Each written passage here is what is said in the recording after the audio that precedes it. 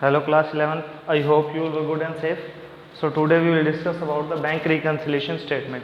ये स्टेटमेंट क्या होती है, इसका क्या मतलब है, अपन को क्या करना होता है, कैश बुक और बैंक बैलेंस को मैच करना होता है और अपन को जो क्वेश्चन दिए जाते हैं उसके अंदर वो कैश बुक और बैंक बैलेंस मैच नहीं होता है। तो मैच नहीं होता तो उसके लिए कुछ हमारे पास ट्रांजेक्शन्स होती हैं जिनको हमने क्या करना होता है, मैच करना पड़ता है। तो हमारे पास इसके केसेस हैं, 4 केसेस हैं। एक तो यहाँ पर as per the debit balance, as per the credit, उसके बाद ओवरड्राफ्ट की कंडीशंस आ जाती हैं। तो पहला अपने पास केस है when starting balance is debited that is favourable balance as per the cash book. तो हमारे पास डेबिट बैलेंस होगा किसका, कैश बुक का। कैश अपनी एसेट होती है, एसेट का डेबिट बैलेंस उसको क्या बोलेंगे, फेवरेबल बैलेंस। फेवरेबल बैलेंस करेंगे तो इट मीन्स जिसका स्टार्टिंग का बैलेंस अपन को जिसको फोकस कर रहे हैं उसी को ही हम क्या करेंगे, ऊपर नीचे करेंगे। सपोज कैसे है कि कई आइटम्स होती हैं जो डेबिट और क्रेडिट करनी पड़ती हैं। जैसे सपोज पहली कोई भी आइटम ले लो, अपने पास क्या होगा, अपने को स्टार्टिंग बैलेंस दे रखा होगा, यूँ दिखा होगा कि debit balance as per the cash book. तो अपन यहाँ क्या लिखेंगे, मान लो क्वेश्चन आ गया तो यहाँ अपन क्वेश्चन पे लिखा, क्वेश्चन के अंदर अपन के पास आ गया तो यहाँ पर अपने आंसर दिया, तो अपन ने यहाँ पर वही पर्टिकुलर अमाउंट लगा दिया, लिख दिया debit balance as per cash book. Cash book को हमने क्या लिख दिया, डेबिट बैलेंस यहाँ पर लिख दिया। अब यहाँ पर कैश बुक का डेबिट बैलेंस लिख दिया और अपने पर्टिकुलर अमाउंट, डिटेल और अमाउंट, मान लो ये पर्टिकुलर में आ गया और यहाँ पर फॉर्मेट बना देता हूँ, ये हो गया, ऊपर आ गया डिटेल्ड अमाउंट और यहाँ क्या आ गया, अमाउंट। ठीक है, ये चीज अपन को मिल गई है।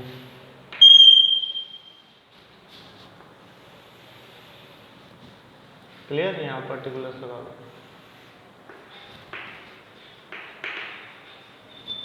अब यहाँ के debit balance as per cash book, यहाँ पर फाइनल पेमेंट लगा देंगे जो भी क्वेश्चन में आएगी। उसके बाद अब करना क्या है, मेन चीज तो कंसेप्ट है। अगर ये कंसेप्ट समझ आ गया तो आगे 3 केसेस अपन को ऑटोमेटिकली समझ आ जाएंगे। कैसा कि debit balance as per cash book है तो डेबिट बैलेंस दे दिया। अब अपने पास जो पहली कंडीशन आई, जो अपन ऐड करेंगे इस अमाउंट के अंदर, क्या करेंगे, ऐड। यहाँ पर कुछ नहीं करना, जो ऐड की आइटम्स हैं वो यहाँ लिखते जाओगे, उनका टोटल यहाँ लगाते हो, फिर इसका इन दोनों का टोटल यहाँ, ये सारी यहाँ पर क्या आ जाएगी, ऐड आइटम्स। फिर उसके बाद यहाँ क्या लिख देंगे, लेस आइटम्स।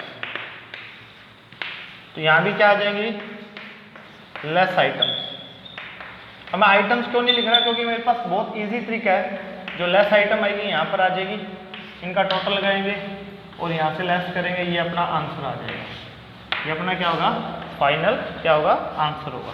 अब आइटम कैसे करनी है, जैसे सपोज पहली आइटम ले लो, cheque issued but not presented for payment. जब हमने चेक इशूड करा, क्या किया बेटा, चेक को क्या कर दिया, इशूड कर दिया, बट प्रेजेंटेड नहीं हुआ पेमेंट के लिए। तो जब बेटा चेक इशूड कर दिया, प्रेजेंटेड के लिए नहीं हुआ, तो कैश बुक में तो पहले मैंने जब चेक इशूड किया था तो क्या कर दिया था, माइनस। जो मेरी बैंक की स्टेटमेंट थी, बैंक की पासबुक थी, उसमें प्रेजेंटेड ही नहीं हुआ पेमेंट का, तो इसका बैलेंस तो वही रहा जो पहले था, रिमेन सेम। मतलब इसके बैलेंस में, बैंक के बैलेंस में कोई भी चेंज नहीं आया। कहाँ पर चेंज हुआ, कैश बुक पे। तो कैश बुक को वापस इसके बराबर लाना है, क्योंकि ये चेक जब इशू किया तो मैंने कैश बुक में माइनस कर दिया, राइट। जब चेक इशू करा कैश बुक में माइनस कर दिया, पर बैंक में मैंने माइनस नहीं करा, तो बैंक ने क्योंकि प्रेजेंटेड ही नहीं करा पेमेंट के लिए, जब प्रेजेंट ही नहीं करा पेमेंट के लिए तो मेरा बैंक बैलेंस कम नहीं हुआ, बट मैं कैश बुक कम करके बैठ गया था, तो मेरे यहाँ पर मैचिंग नहीं आया। मैचिंग नहीं आया तो मुझे इसको दोबारा क्या करना पड़ेगा, प्लस करना पड़ेगा, ताकि ये दोनों क्या हो जाए, इक्वल हो जाए। ये तो रिमेन सेम ही रहेगा, ये दोनों क्या हो जाए, इक्वल हो जाए। तो मुझे ऐसा करना ही पड़ेगा, क्योंकि रिमेन रहेगा और कैश बुक में प्लस कर दिया तो पहले ये आइटम क्या हो जाएगी, प्लस की आइटम आ जाएगी। ये मैं फर्स्ट केस करा रहा हूँ डेबिट बैलेंस का। क्रेडिट बैलेंस का अपोजिट करना होता है। क्या करना होता है, अपोजिट।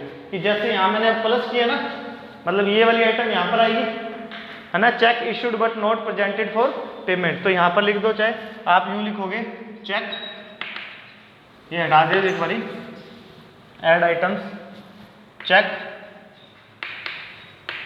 इशूड बट नॉट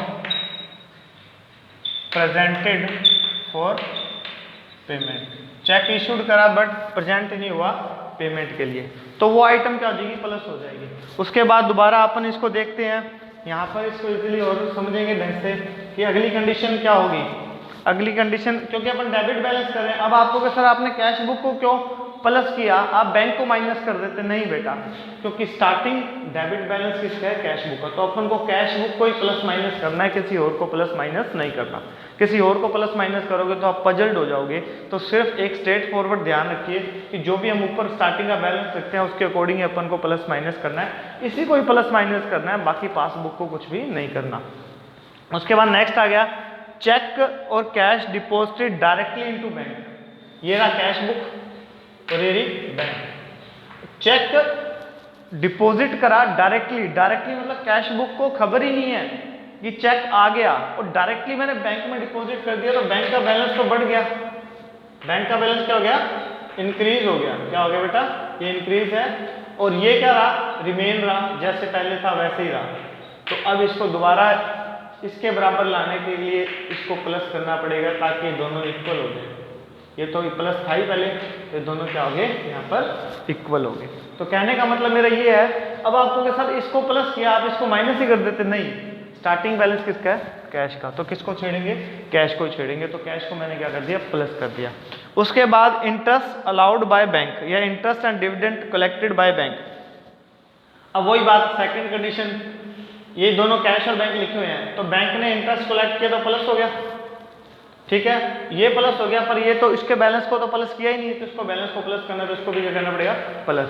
तो ये आइटम है जो मैं बता रहा हूँ, प्लस साइड आने वाली आइटमें हैं सारी की सारी। उसके बाद आ गया bill of exchange realised. Bill of exchange realise हो गया, तो ये प्लस हो गया, और ये तो रिमेन था, इसको भी प्लस करने के लिए क्या करने के, प्लस, क्योंकि बैंक में पैसा आ गया जैसे रियलाइज किया, तो बैंक में पैसा आ गया, कैश बुक को खबर नहीं है, बैंक बैलेंस बढ़ गया, कैश बुक वहीं की वहीं है, तो उनमें डिफरेंस आ गया, और उनमें डिफरेंस आ गया तो काम गड़बड़ हो गया, डिफरेंस ना, काम गड़बड़ हो गया, काम गड़बड़ हो गया, तो इसलिए उनको क्या कर देंगे अपन, सिस्टमेटिकली ऑपरेट करके उनको क्या कर देंगे, यहाँ पर प्लस करना पड़ेगा। ऐसे कोई माइनस की 2-3 आइटम आपको बता देता हूँ। Check deposited but not collected. अब मैंने क्या करा, ये कैश बुक और ऊपर लिखी हुई है बेटा कैश बुक, और बाकी ये तो कंडीशंस हैं ये वाली 1 2 3 4 कैश। मैंने क्या करा कि चेक क्या कर दिया, डिपॉजिटेड बट नॉट कलेक्टेड। मैंने अपनी तरफ से बैंक कैश बुक को क्या कर दिया, प्लस कर दिया, क्योंकि जब मैंने चेक डिपॉजिट करा तो मुझे ये लगा कि कैश बुक मेरी प्लस होगी, क्योंकि मैंने चेक इशू कर दिया, इशू नहीं सॉरी डिपॉजिट करने के लिए उसको क्या कर दिया, डिपॉजिट वाली स्लिप को फिल करके दे दिया। अब क्या हुआ, वो क्या हुआ, कलेक्टेड ही नहीं हुआ। कलेक्टेड नहीं हुआ तो मेरा बैंक बैलेंस तो रिमेन रहा, और ये मैंने प्लस कर दिया, बैंक बैलेंस रिमेन रहा, ये प्लस कर दिया, तो ये दोनों इक्वल नहीं है ना। तो इन दोनों को इक्वल करने के लिए क्या करना पड़ेगा मेरे को, इसको तो छेड़ना ही नहीं क्योंकि तो बैंक है, छेड़ना किसको पड़ेगा, इसको, तो इसको क्या करना पड़ेगा, माइनस, ताकि ये रिमेन रह जाए, ये रिमेन की पोजीशन में दोनों आ जाए, दोनों इक्वल हो जाएंगे। तो ये आइटम थी, ये था डेबिट बैलेंस जब आएगा तब।